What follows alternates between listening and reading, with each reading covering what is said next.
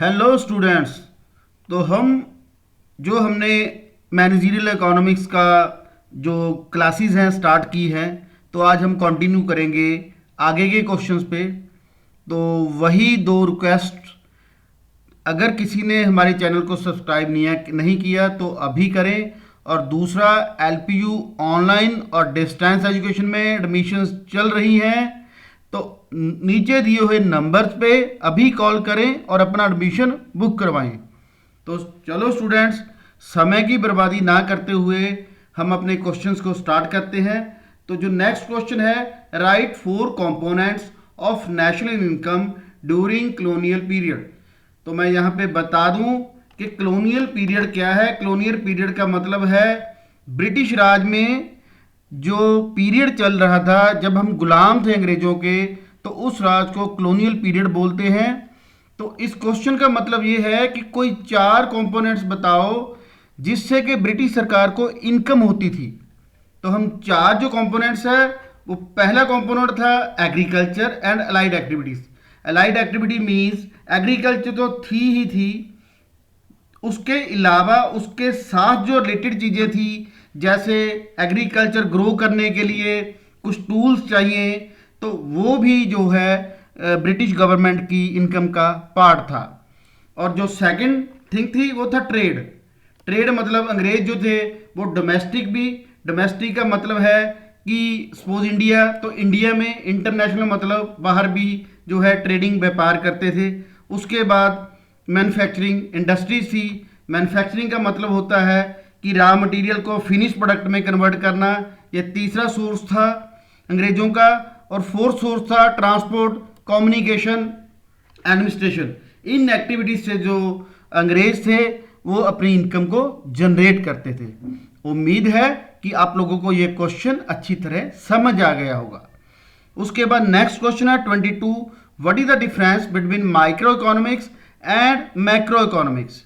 तो स्टूडेंट्स, जैसा कि नाम से क्लियर है, माइक्रो माइक्रो मीन्स वो इकोनॉमिक्स जो small parts of the economy को ही लुक आफ्टर करती है, जो सिंगल पर्सन को ही मद्देनजर रखती है, उस इकोनॉमी को हम जो है माइक्रो इकोनॉमिक्स का नाम देते हैं। सपोज इकोनॉमिक्स ये देख रहा है कि एक बेकरी है, वो कितने कितने जो है प्रोडक्शन करे, कितनी चीज़ें मार्केट में सेल करे, तो वो इकोनॉमिक्स क्या है, वो है एक माइक्रो इकोनॉमिक्स। उसके बाद आती है मैक्रो। मैक्रो में सिंगल पर्सन को नहीं देखा जाता, बल्कि एक ग्रुप को देखा जाता है, एक कंट्री को देखा जाता है, उसको हम मैक्रो इकोनॉमिक्स का नाम देते हैं। जैसे कि गवर्नमेंट देखती है कि होल कंट्री में कितनी एम्प्लॉयमेंट है और कितनी और एम्प्लॉयमेंट चाहिए, या नंबर ऑफ जॉब्स कितनी है, कितनी और चाहिए। इस तरीके से जो ओवरऑल देखा जाता है उसे हम मैक्रो इकोनॉमिक्स का नाम देते हैं। उसके बाद नेक्स्ट क्वेश्चन है स्टूडेंट्स, एक्सप्लिसिट कॉस्ट। 2 तरह की कॉस्ट होती है, यहां पे मैं क्लियर कर दूं, एक एक्सप्लिसिट और एक इम्प्लिसिट। एक्सप्लिसिट कॉस्ट वो कॉस्ट होती है जो एक बिजनेस डायरेक्टली पेमेंट्स करता है बाहर के पर्सन्स को, जैसे कि वेज दे दी, रेंट दे दिया, सैलरी दे दी, मटेरियल्स, कोई रॉ मटेरियल खरीदा उसके पैसे दे दिए, तो उसको हम एक्सप्लिसिट कॉस्ट का नाम देते हैं। उसके बाद स्टूडेंट्स नेक्स्ट क्वेश्चन है return to a factor. Return to a factor क्या है? रिटर्न टू ए फैक्टर का मतलब है कि जो हमारे इनपुट फैक्टर्स हैं, अगर एक इनपुट फैक्टर में चेंज करते हैं तो उसका जो रिजल्ट है वो आउटपुट में कितना चेंज होता है, तो उसको हम रिटर्न टू फैक्टर बोलते हैं। जैसे हमारे इनपुट फैक्टर्स हो गए रॉ मटेरियल, लेबर। तो फॉर एग्जांपल अगर हमारे 2 लेबर लगे हुए हैं, अगर हम एक और लेबर लगाएं तो कितनी आउटपुट पे फर्क पड़ेगा, तो उसको हम बोलते हैं रिटर्न टू फैक्टर। उसके बाद स्टूडेंट्स नेक्स्ट क्वेश्चन है 25 हमारा, is there any entry barrier to the oligopoly. हमने पहले भी ये डिस्कस किया था कि ओलिगोपोली क्या है, जिसमें कुछ ही सेलर्स ने, 4-5 सेलर्स ने, कुछ ही फ्यू सेलर्स ने ही मार्केट को डोमिनेट किया होता है, और वो नई एंट्री को जो है वो अलाउ नहीं करते।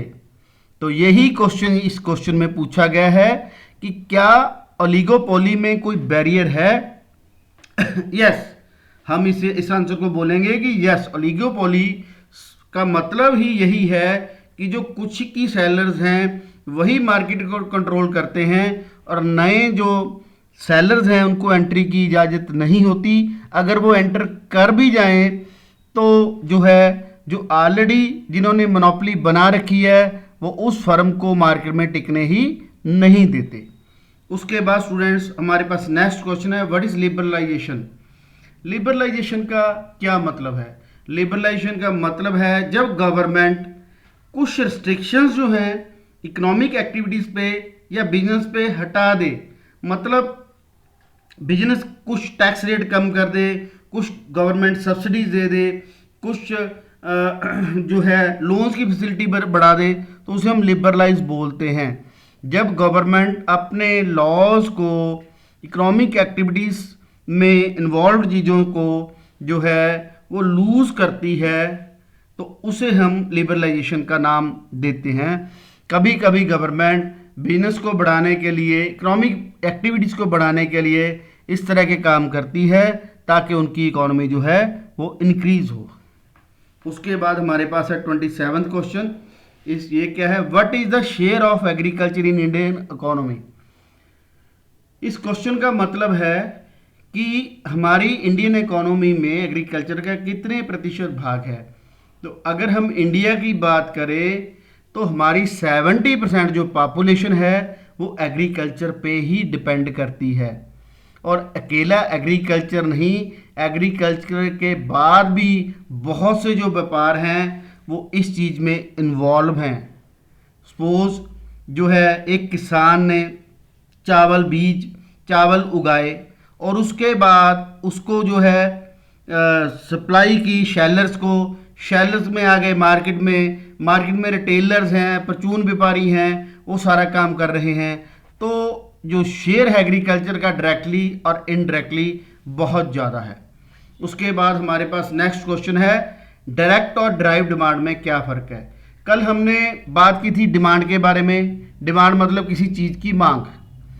तो डायरेक्ट डिमांड क्या है? जो डायरेक्टली कस्टमर जो है डायरेक्टली कोई चीज़ की डिमांड करता है। सपोज मैं डिमांड करता हूं कि मुझे 100 पीस जो है वो टी शर्ट्स के चाहिए, डायरेक्टली मैं कर रहा हूं और डायरेक्ट उस प्रोडक्ट की डिमांड कर रहा हूं, तो उसे हम डायरेक्ट डिमांड कहेंगे। और ड्राइव डिमांड क्या है? किसी चीज़ की मांग बढ़ने से किसी और चीज़ की मांग बढ़ जाए तो उसको हम डेराइव डिमांड का नाम देते हैं। जैसे कि for instance the demand of steel is drive from the demand of car. अब कार्स की डिमांड बढ़ गई तो कार्स की डिमांड बढ़ने से जो प्रोडक्ट्स कार बनाने में लगती हैं उनकी भी डिमांड ऑटोमेटिकली बढ़ जाएगी। तो वो डिमांड डायरेक्टली नहीं बढ़ी बल्कि किसी और प्रोडक्ट के कारण बढ़ी है, तो उसको हम डेराइव डिमांड का नाम देंगे। Thank you students.